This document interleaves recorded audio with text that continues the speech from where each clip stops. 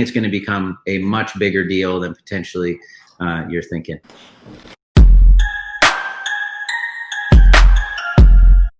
The way we create content, the way we write our descriptions on Instagram is going to change, because right now, what is good on Instagram in terms of caption is these quick little one-liners, because really that's all that shows before someone has to click on read more. And we know most people don't do that. So it's witty, quick one-liners. Whereas now you may want to invest in writing almost like a mini blog, because presumably as this develops, that content is going to rank for keywords. It begs the question, and that's this, is how many people are actually using the search function on Instagram, right? Instagram's not Google.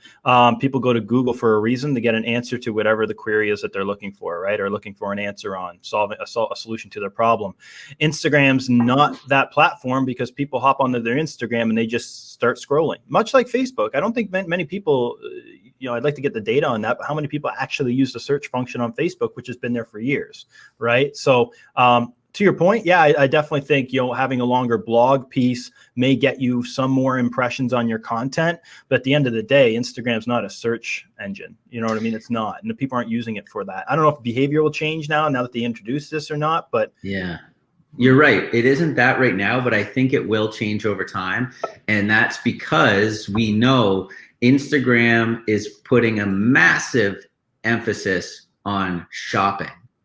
They're almost like now the go-to like social media for like an Amazon sort of thing for like social media. Like everything now on Instagram is geared towards shopping and buying products, to the point where they've now removed the create button at the bottom in the center, and that's now the shop button. So everything is being redesigned. And so I think that if Instagram is really putting a massive emphasis on shopping and people going there to discover new products and buy new products, then the search function is going to be huge, because I mean, ultimately you'll go to Instagram and want to search for the thing that you want, whether that's a new, mouse for your computer or whatever other widget you're looking to buy. You're going to search for that, and that's how you're going to find it. So I think it's going to become a much bigger deal than potentially you're thinking. Well, I think you're right in that if people start taking that behavior to know that Instagram is like a shopping mall online, and people are going there to do their shopping, to purchase items, and that is the actual purpose of the platform. It pivots from more of a browsing platform to an actual activity platform where you're taking those actions, not just window shopping, but actually purchasing. Yeah. I think if that transition starts happening and behaviors of people are starting to do that, then that search functionality will become more important and more useful and used more often. Right. 100%. Yeah. And just, for everyone listening today or later on, if you're checking this out right now, the feature is very, very limited. So, I mean, Google's been around forever, so you can absolutely search anything and you'll find content. Obviously, this just rolled out on Instagram. So not everything is searchable yet. But over time, I would imagine more keywords, more searches, more content, things will become better. But I did search just a couple things like healthy recipes and that sort of stuff, and it worked, and content actually showed. So it's pretty cool. I'm excited to see what happens, and this really all stemmed, just to understand, I guess, how this came to be. One, Instagram wants to be more of a shopping platform, so ultimately you have to make things searchable. But two, during the election time in the US, they removed the recents tab from the search section of Instagram.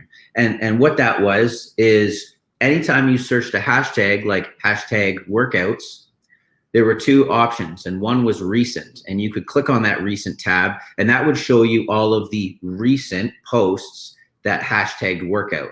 And it was updating constantly, like every second, right? Because it's the most recent post.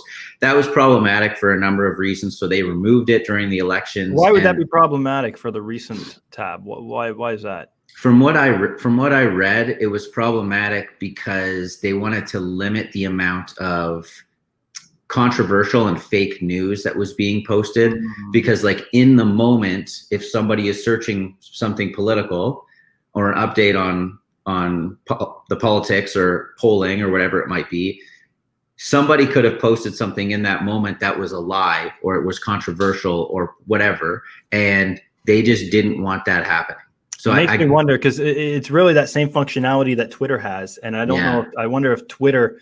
I'm not too sure if Twitter took that same proactivity in watching that, because that's essentially what it is. Because when you go over to the hashtags recent, and people are hammering, it could be the Thursday night football game, and you can get all of the content that people are posting about Thursday night football, and not based on the algorithm and how popular something is, which is what the standard tab is, right? Yeah. So perhaps it was just a way for Instagram to monitor the content being published on the platform a little bit better.